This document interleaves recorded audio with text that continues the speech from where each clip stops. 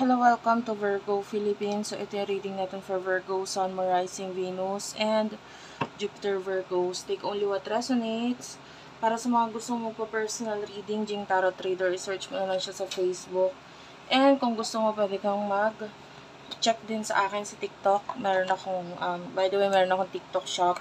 Meron akong bagong upload doon, which is the Evil Eye Bracelet. So, nag-announce na lang ako habang inaayos ko tong cards na gagamitin ko, no? But anyway, yun nga, meron akong Evil Eye Bracelet na bagong upload, which is may kasama yung astrological reading.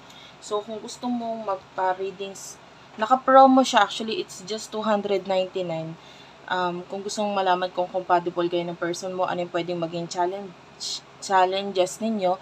And may bonus ako doon, which is kung saan mo mamimit yung future na husband or wife mo. Okay? Kasama yun doon. For only $299. Naka-promo siya ngayon. So, let's start your reading.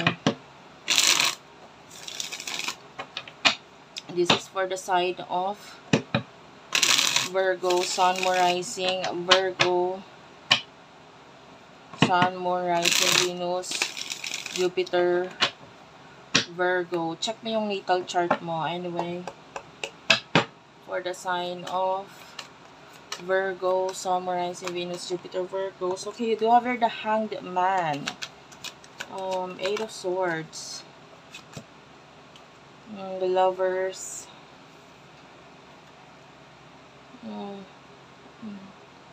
Kunin ko na rin yung energy ng person na kakonect mo, ha, para tuloy-tuloy tayo. Comment naman ako dyan sa baba, guys. Kahit po heart-heart lang, smileys, malaking bagay sa akin yun. Or kahit yung mga emoticon na hindi nyo pa nagagamit. You know, dyan, na naka-imbak lang dyan sa keyboard yung gusto nyo itry gamitin. Basta positive ang itsura, ha. Okay, you do have here the Page of Swords, the Six of Cups, and Nine of Pentacles. Okay. Ay, wait lang. Nahulog. Tapos kukuha ako ng situation sa inyong dalawa. Pero gagamit ako ng ibang card. Wait lang. Ayan, this will be the card that I will be using. Pero shuffle ko lang siya ng konti. The Hanged Man, the Lovers, parehong major arcana. One last shuffle. Ayan. Situation or anong meron sa inyong dalawa ng person na ito. You do have here unrequited love. One more card. You deserve love. At the bottom of the deck, express your love. Okay. Nakikita natin yung situation mo. I feel like maybe you are with the Eight of Swords currently stuck sa situation mo, no? Maybe even a relationship.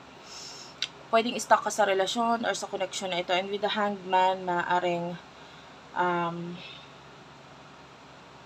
nandun yung feeling na kaya mong i-let go yung, or kaya mong umalis sa situation na yan, which is high chance that there's a relationship sa inyo nitong taong ito, but pwedeng yung iba pwedeng malapit na pwedeng malapit na or kumbaga para sa'yo, hindi na ganun kahirap alisan yung sitwasyon na yan. Unlike in the past, na pwedeng medyo mahirap pa talaga para sa'yo, ngayon medyo parang madali na. And because you deserve love, maybe you have learned how to love yourself, you have learned how to, you know, magkaroon na lang ng faith, kung ano yung mga bagay na dadating sa'yo, sa buhay mo, and yeah, the way I see this is like there's a woman here na parang trained na siya And this is you, na parang na-train ka na sa buhay na ito, sa relasyon na ito. And then might be, alam mo na kung paano kumawala, umalis, but you know, parang ang energy is konting-konti na lang, okay? And the person that you're dealing with, unfortunately, napaka-immature, with the Page of Swords, Gemini, Libra, Aquarius energy, very immature. Nakikita natin dito na parang,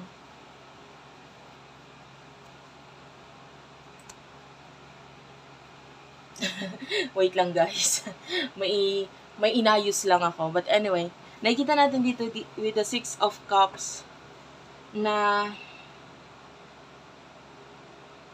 dalawa lang yan eh. It's either madali siyang humingi ng tawad, mag-sorry,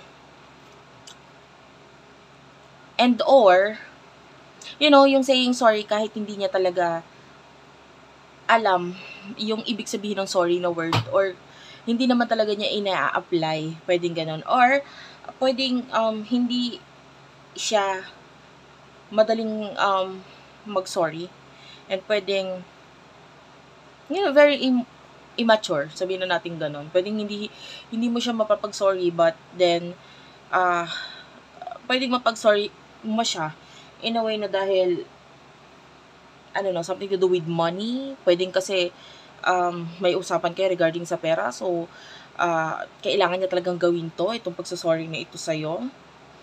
You do have your unrequited love. There's not enough attraction or chemistry to keep this relationship going. So, pwedeng nakikita mo na rin yun, yung potential or yung connection niya na parang hindi na kasi sapat yung ibinibigay niyang atensyon sa'yo, but rather mas focus na siya sa sarili niya. This person, although ganito yung taong to na immature siya, nakikita ka niya as the Nine of Pentacles. The way I see this person, malaki ang paghanga niya sa'yo. Malaki ang respeto, sabihin na natin ganon, in a way, dahil pwedeng you are doing good. Maybe yung iba sa inyo, you are financially stable. Maybe, ikaw yung tipo ng tao na marami kang achievements. Yan. And then, mataas ang pagtingin sa'yo nitong taong to. Now, punta tayo sa mga emotion ninyo sa isa't isa. Tell me about the emotion between Virgo and sa person na kakonect niya. Spirit guides, angel guides. Emotion ninyo sa isa't isa. One last shuffle. Okay. Emotion ninyo sa isa't isa. Nine of Wands. Okay. Seven of Pentacles. King of Pentacles. Sa side ng person mo. Page of Pentacles. Ten of Wands. And Seven of Cups. Okay. Mutual energy sa inyong dalawa. Emotion ninyo sa isa't isa. Spirit guides, angel guides. You have your passion. Okay, some of you, there's love here. Pero ang daming this could be the one you've already met, the romantic partner you seek. So, maybe, kung may relationship sa inyo, you feel like, or both of you feel like, this is the one, siya na talaga, or wala na akong choice, may relasyon na kami, alangan naman, and there's love. Pero itong love na ito, more on mas na-develop siya because of sex. And, I don't know why, kasi yung passion supposed to be, that's love talaga. Pero the way I see this energy, para siyang love na nabuo because of sex. Okay? More on lust, not love at all. And you do have your Nine of Wands.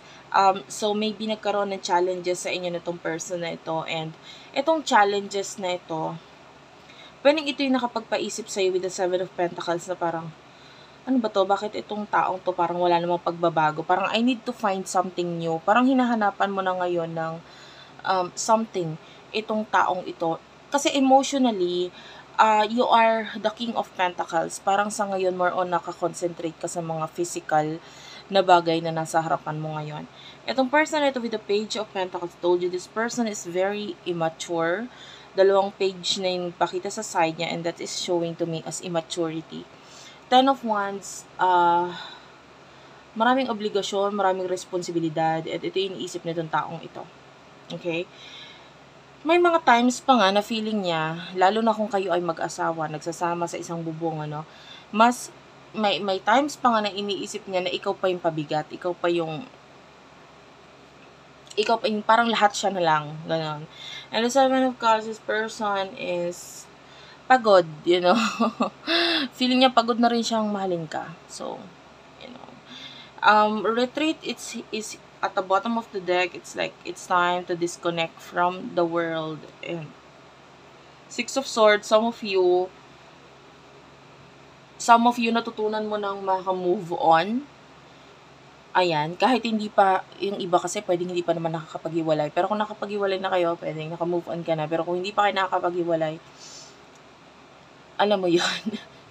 Ngayon pa lang naka-move on ka na. So, anytime na aalis siya sa buhay mo, sige lang, naka-move on naman na ako, okay naman na ako. That's your energy. Yan. You feel beautiful, you feel successful, you feel okay kahit wala itong tao mo to, no? And what is happening here in the near future for the both of you? Tapos kukuha tayo mamaya ng advice. I don't know, maybe may message for you. What will happen in the near future for the both of you? You do have here the Moon, Four of Pentacles. Wait lang, guys. The Moon, Four of Pentacles. Okay. The Emperor and the King of Cups. I like how you are the person here na parang mature talaga sa connection ninyo eh. How you handle the situation. Future energy. The near future for the sign of Virgo. Ayan. You do have here the Devil, the Hierophant, Two of Pentacles, the Sun, and the Knight of Swords. Okay. Mutual energy sa inyong dalawa for the sign of Virgo. Sun, Rising, Venus, Jupiter, Virgo. You do have your separation. And one more card. The Soulmate. Okay. I can see another option. Actually, wala nang paligoy-ligoy. And there's another option that is about to come to your life. Dalawa yung pagpipilian mo. One is the Emperor and one is the King of Cups. The Moon is here. Someone who is hiding a lot of secret, no? Is pwedeng dumating or magkaroon ng kaliwanagan sa'yo itong sikreto na ito. And with the Four of Pentacles, this is someone na parang iniisip niya yung sarili niya. Okay, and this could be the person na paparating sa'yo. I'm no longer keeping this secret because gusto ko nang isipin ng sarili ko. Gusto ko nang isipin ko ano talagang gusto ko sa buhay. And might be, regarding sa person, honestly, I can see another person, could be a soulmate energy, na pwedeng may separation sa inyo, but in the future, definitely possible na yung separation is mawala. Kung hindi man separation sa connection or sa pagkakalayo ng literal, pwedeng sa komunikasyon. Okay, mawala na yung pagkakatahimik sa connection or sa separation sa komunikasyon sa inyong dalawa. The Devil is here and the Hierophant. Again, itong dalawang ito, nakikita ko ito as two people na naman who is actually medyo magkakaroon ng pag-iisip kung sino ba dito sa dalawang to. The Devil is here. This is someone who knows how to manipulate. This is someone na parang kaya niyang manipulahin ang emotions mo, kaya kanyang mapasunod, etc. And pag could be a narcissist person or someone na,